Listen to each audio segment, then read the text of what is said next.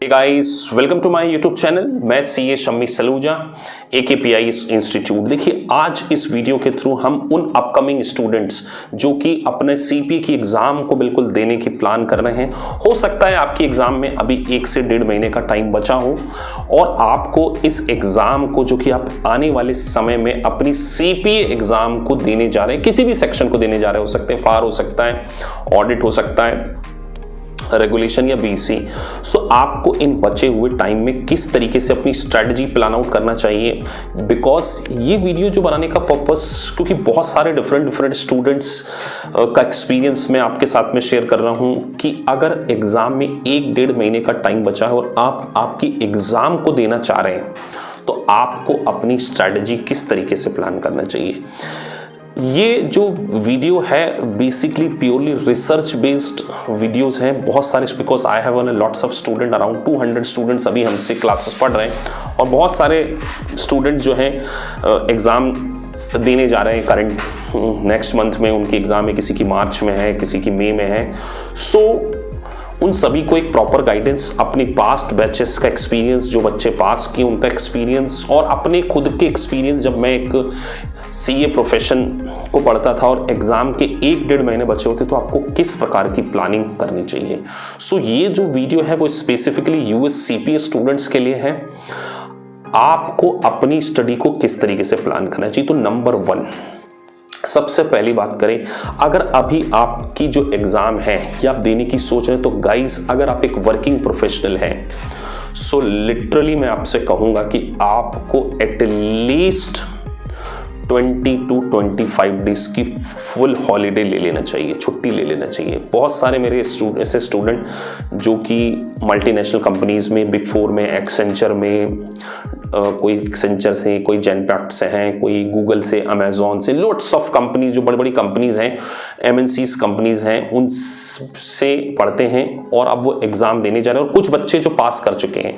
सो सबसे पहले मैं आपसे यही कहूँगा गाइस, अगर आपने 20 से 25 दिन का गैप नहीं लिया तो US CPA की एग्जाम को पास करने में आपको डिफिकल्टीज आ सकती है। अगर 5 to 10 डेज की लीव लेकर अगर आप एग्जाम देने की सोच रहे हैं, so you are taking risk. उसका रीजन देखिए, एग्जाम को देने से पहले एग्जाम के फीवर को फील करना होता है, उस इन्वायरमेंट को फील करना होता है आपको। मतलब मैं क्या कहूँ, आपके अंदर केवल 24 आवर आपके दिमाग में कि आप एक बहुत बड़ी इंटरनेशनल एग्जाम देने जा रहे हैं, तो एटलीस्ट 25 ऑन हायर साइड 1 महीने की आपके पास छुट्टी होनी चाहिए, तभी आप अपनी एग्जाम को बेटर तरीके से प्लान कर सकते हैं। तो पहली जो मैंने आपको स्ट्रेटजी बताई, एटलीस्ट 1 मंथ। अब अगर आप 2 सेक्शन देने की सोच रहे हैं, तो पहला सेक्शन आपको कौन सा देना चाहिए। बहुत सारे स्टूडेंट फार और ऑडिट को साथ में प्लान करते, तो आई पर्सनली सजेस्ट दैट कि start with the auditing subject. आपको छुट्टी मिली है तो फर्स्ट वीक में आप, जैसे आप जो मंथ का स्टार्टिंग है उसमें ऑडिट सब्जेक्ट से प्लान करें और एंड में आप FAR सेक्शन को दीजिए। उसका रीजन, क्योंकि आप एक बार एग्जाम दे चुके होंगे ऑडिट सेक्शन की, और फार सेक्शन काफ़ी डिफिकल्ट पड़ता है। तो जब फार सेक्शन जो काफ़ी डिफिकल्ट पड़ता है, उसके लिए आपके पास एटलीस्ट 20 से 25 दिन होना चाहिए, ताकि आप अपनी स्ट्रेटजीज को क्या कर सकें। तो पहला पेपर ऑडिट का दीजिए, दूसरा पेपर आप FAR का देंगे, तो आपको कन्वीनियंट होगी। सर, मॉक टेस्ट कब प्लान करना चाहिए। अब प्रीवियस बैच के बच्चों का एक्सपीरियंस बता रहा हूँ। कुछ बच्चे 1 हफ्ता पहले, 4 दिन पहले, 5 दिन पहले अपना मॉक टेस्ट देते हैं। देखिए गाइस, अगर 4 दिन 5 दिन पहले आप मॉक टेस्ट देते हैं और आपकी परफॉर्मेंस अच्छी नहीं आती है, आपने 2 से 3 मॉक टेस्ट पेपर देने चाहिए, लेकिन अगर आपकी परफॉर्मेंस अच्छी नहीं आती है, तो आपको अपनी परफॉर्मेंस को रेक्टिफाई करने का टाइम ही नहीं मिलेगा आपको।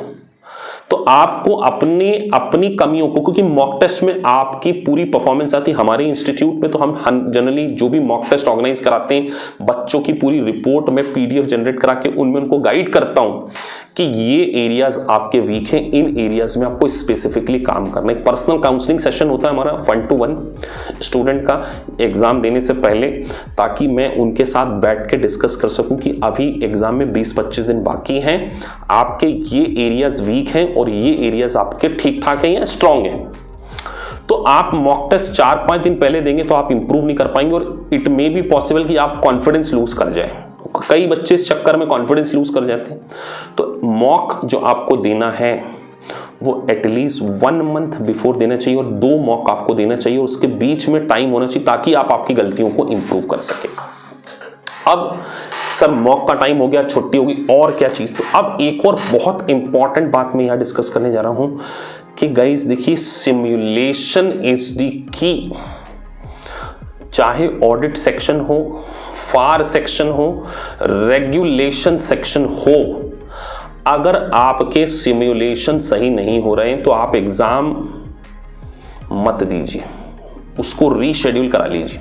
एग्जाम रीशेड्यूल भी हो जाता है। अगर आपका सिमुलेशन में कॉन्फिडेंस नहीं है गाइस तो आप पास नहीं कर पाएंगे, कॉन्फिडेंस भी लूज होगा, 40-50,000 जो भी आपने भरना है 2 सेक्शन के वो वेस्ट हो जाएंगे। तो सिमुलेशन आपके 100% करेक्ट होना चाहिए। पहली चीज, जो भी आप रिव्यू प्रोवाइडर्स को यूज कर रहे हैं, अगर सिमुलेशन करेक्ट नहीं है आप पास नहीं कर पाएंगे। इसीलिए हमारे इंस्टीट्यूट ने तो सारे ऑलमोस्ट मैक्सिमम सिमुलेशंस के मैंने वीडियो रिकॉर्डिंग कर ली, सेल्फ सॉल्व किए हैं। सारे वीडियो रिकॉर्डेड हमारे तैयार है, टेलीग्राम चैनल पे हम उसको टाइम टू टाइम पोस्ट करते रहते हैं ताकि बच्चे अपडेट हो सके कि किस तरीके से उन्हें सिमुलेशन को परफॉर्म करना है। तो सिमुलेशंस आपके सही हो रहे हैं तभी आप एग्जाम बुक कीजिए, अदरवाइज आप एग्जाम को रीशेड्यूल कर लीजिए।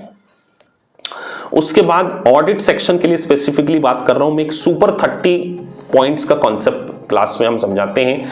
जैसे FAR सेक्शन में 10 यूनिट 6 यूनिट्स हैं, 6 यूनिट्स के अंदर सब यूनिट्स भी होती हैं, अलग अलग डिफरेंट रिव्यू प्रोवाइडर्स में डिफरेंट यूनिट्स हो सकती हैं। सो आपको हर यूनिट्स के अंदर, सब यूनिट के अंदर सुपर 30 पॉइंट्स रेडी होने चाहिए।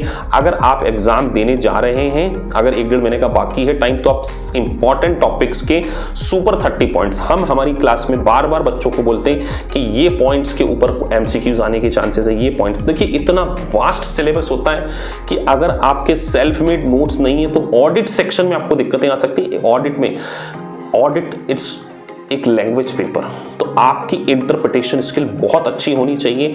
अगर आपकी इंटरप्रिटेशन स्किल अच्छी है तभी आप USCPA के एग्जाम को क्या कर सकते हैं, ऑडिट सेक्शन को पास कर सकते हैं।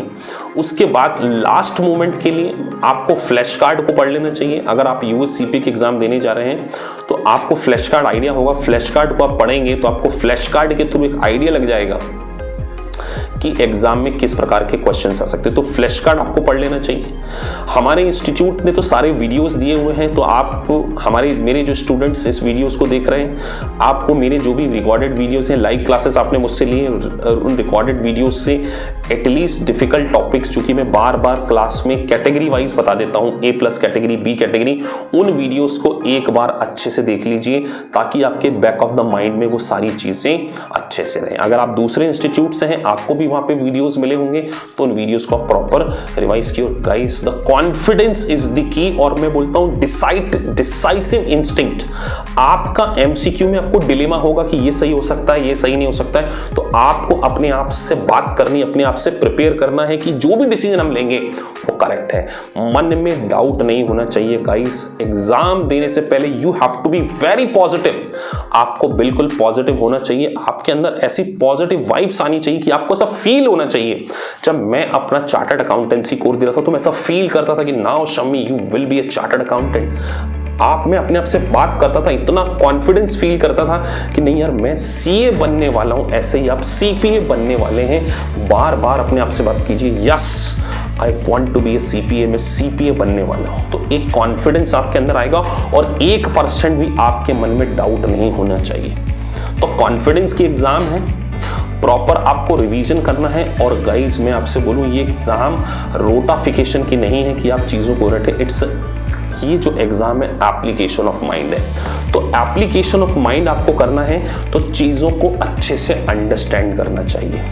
आपको वहां पर एप्लीकेशन करना है गाइस, एप्लीकेशन ऑफ माइंड करना है। आपको चीजें याद नहीं करना है। तो एप्लीकेशन ऑफ माइंड कब होगा, जब आपके कॉन्सेप्ट अच्छे से क्लियर है। अगर आपके कॉन्सेप्ट क्लियर नहीं है तो दोबारा उन डिफिकल्ट टॉपिक्स की कैटेगरीज बना के उन कॉन्सेप्ट को अच्छे से रिवाइज कीजिए ताकि आप उस एग्जाम को क्या कर सकें, पास कर सकें। अगला रीजन मैं आपको एक गोल्डन वर्ड बता रहा हूं गाइस, कि देखिए, जब आपकी एक दिन एग्जाम बची हो, एक दिन जैसे मान के चलिए अभी एक दिन का टाइम बचा है, सो आपको थ्योरी सब्जेक्ट में केवल फ्लैश कार्ड को पढ़ना चाहिए और कुछ भी पढ़ने की आपको जरूरत नहीं है, या सेल्फ मेड नोट्स आपने बनाए। प्रैक्टिकल सब्जेक्ट में आप क्या करें, सक्सेस टिप्स होती है ग्लैम रिव्यू प्रोवाइडर्स के, जो भी हमारे जो स्टूडेंट्स हैं, because we are the content provider, उसमें सक्सेस टिप्स होती है। हर टॉपिक में जो भी हमारे इंस्टीट्यूट के द्वारा आपको बुक्स दी गई हैं, बुक्स के अंदर सक्सेस टिप्स लिखी हुई। सक्सेस टिप्स को आप एक बार बहुत अच्छे से रीड कीजिए। सक्सेस टिप्स के अंदर गाइस 100% चांसेस हैं कि MCQ उसी में से आ सकते हैं, और सक्सेस टिप्स के अंदर बहुत सारे आपको MCQs मिलने वाले हैं एग्जाम में, उनको अच्छे से रिवाइज करके चाहिए। जनरल एंट्री की प्रैक्टिस बहुत करना चाहिए आपको। जनरल एंट्रीज के ऊपर बहुत सारे क्वेश्चंस आते हैं, न्यूमेरिकल FAR सेक्शन के रिस्पेक्ट में मैं बात कर रहा हूँ। जनरल एंट्री की सही प्रैक्टिस, सिमुलेशन की सही प्रैक्टिस, और अपने रेगुलर आप टॉपिक वाइज मॉक टेस्ट दीजिए, और एक पूरा ओवरऑल पेपर भी आपको क्या करना चाहिए, देना चाहिए। तो गाइस, अगर आप US CPA पास करना चाह रहे हैं तो आपको कॉन्फिडेंस होना पड़ेगा, आपको ये बिलीव करना पड़ेगा कि आप इस CPA एग्जाम को पास करने वाले हैं, और अपनी फिटनेस का भी ध्यान रखिए। बहुत ज़्यादा ओवरबर्डन इतनी स्टडी नहीं कर लेना कि आपकी तबीयत वगैरह भी खराब हो जाए, या कई बच्चे हैं रात रात भर पढ़ रहे हैं, सो उससे कोई सेंस नहीं है। ये एग्जाम एक एप्लीकेशन की, फ्री माइंड की एग्जाम है। You have to be application, और अगर आपको एप्लीकेशन नहीं आता है गाइस, केवल आप न्यूमेरिकल क्वेश्चन को, हो सकता है आपको क्वेश्चंस करते करते याद हो गए हो, तो आप नए क्वेश्चंस भी कर सकते हैं। हमारे इंस्टीट्यूट के द्वारा आपको बहुत सारे PDF फॉर्म में भी क्वेश्चंस दिए जाते हैं, ताकि आप उसकी अच्छे से क्या कर सकें, प्रैक्टिस कर सकें। तो गाइस, अगर आप अपनी US CPA के एग्जाम को 1 महीने की छुट्टी लेकर प्लान करते हैं, सिस्टमेटिकली सिमुलेशंस के साथ में करते हैं, सुपर 30 पॉइंट्स बना के, points wise self made notes बनाकर, एटलीस्ट 3 रिवीजन की आपको रिक्वायरमेंट होगी। Without 3 revision US CPA exam को पास करना, it's a very difficult chance.